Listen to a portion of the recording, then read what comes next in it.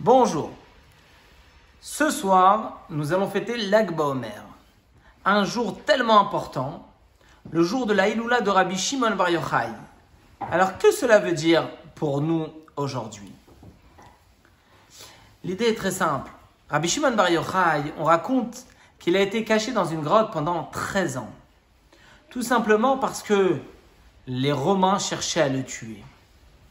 Rabbi Shimon Bar Yochai a subi des choses très difficiles. Son maître, Rabbi Akiva, a été tué d'une manière atroce par les Romains. Il a souffert énormément.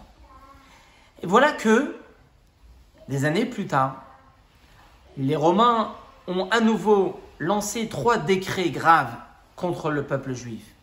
Rabbi Shimon Bar Yochai s'est levé et a dit « C'est moi qui vais aller voir l'empereur pour annuler le décret. » Et Rabbi Shimon va voir l'empereur. Et lorsqu'il arrive là-bas,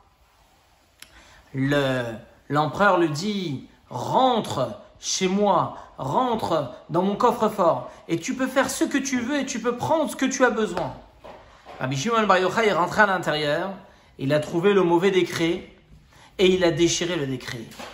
On voit ici que Rabbi Shimon Bar Yochai est un homme un tzaddik qui portait 2 opposés. D'un côté, il a été meurtri par les Romains, et de l'autre côté, il a été accepté avec les bras grands ouverts. De l'autre côté, on voit aussi que Rabbi Shimon Bar Yochai, tout au long de sa vie, il est écrit qu'il n'y avait pas d'arc-en-ciel. L'arc-en-ciel montre que Dieu est en colère contre l'humanité. En réalité, Rabbi Shimon Bar Yochai a protégé l'humanité tout au long de sa vie. Au point où il a dit « Je peux protéger et je peux enlever tout mauvais décret qui peut arriver sur le monde. » Ça veut dire que d'un côté, Rabbi Shimon Bar Yochai était celui qu'on dit « Mibnei Aliyah », celui qui était au niveau le plus haut de tous les tzadikim, de tous les justes de sa génération. Et de l'autre côté, il pouvait voir la situation du peuple et des fauteurs, etc., et de prier pour eux, et de les sauver de leur situation, et de les acquitter du jugement. Ça, c'est Rabbi Shimon Bar Yochai. Il est capable de porter 2 opposés complètement contradictoires. Vous savez, une dernière chose, il y est écrit que lorsque Yaakov a rencontré son frère Esav, alors à ce moment-là, Esav est venu avec 400 hommes pour se battre contre lui. Or, lorsque les 2 se sont rencontrés, alors Esav a enlacé son frère Yaakov et l'a embrassé. Il y a un avis qui dit qu'il n'a pas vraiment embrassé. Mais Rabbi Shimon Bar Yochai dit non. Dit halacha, c'est une halacha que Esav sonnait le Yaakov.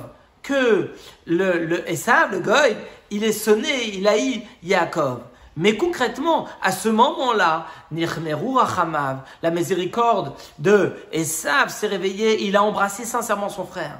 D'être capable, d'un côté, de tenir fort et ferme sur ses valeurs et ses principes, en ne rien céder. Et de l'autre côté, être capable d'avoir un rapprochement avec tout le monde, et même des gens qui sont à un niveau élevé ou à un niveau inférieur, ça c'est la force de Rabbi Shimon Bar Yochai. Et en réalité aujourd'hui, nous, Lag BaOmer, on doit s'imprégner profondément de l'enseignement de Rabbi Shimon Bar Yochai. D'un côté, on doit avoir des valeurs fortes, on doit tenir sur les halachot, sur les lois de la Torah, quoi qu'il arrive. Et de l'autre côté, il faut savoir que lorsqu'on tient ferme sur nos positions de Torah et de mitzvot, alors à ce moment-là, Akadosh Baruch Hu, Dieu nous aide, que tout va se plier pour qu'on puisse servir Dieu comme il se doit. Et là est la clé de la réussite, pour la hatzlacha, la réussite dans tout ce qui est l'attachement à Dieu, et automatiquement, on va avoir ce qu'il faut matériellement, et bien sûr, avec le Mashiach tout de suite. De bonnes nouvelles et bon Lag BaOmer, et je vous attends tous demain soir au Zoom à 20h30. Bonne soirée.